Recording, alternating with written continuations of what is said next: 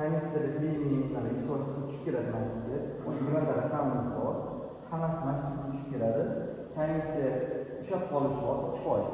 Belgilangan tariflar bilan ushlab qolishadi. Xo'p, keyin 8% aytishlarimiz boshqaruv sifatida ishlashadi.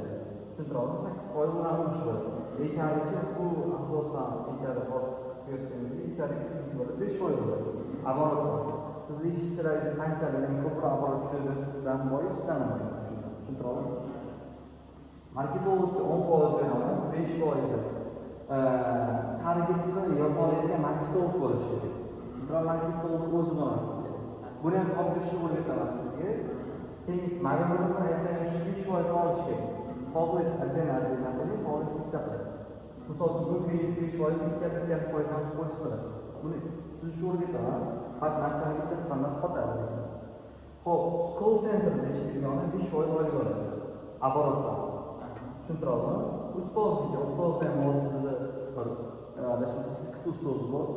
8 ustozni har bittasidan foyda oladi. Xo'p, keyin soliq 4% olamiz. 1 milliardgacha o'sadi. Soliqdan xabaringiz bo'lsa, 1 milliardgacha 4%. Keyin xayriya qilamiz. Masjidga millat oldidagi 10% xayriya qilamiz. Keyin страховка 6% kelajak. CEO bilan esa o'zini ushlaymiz. Hamma shu buyoqqa chiqadigan pullarni olsin tushuntirdi.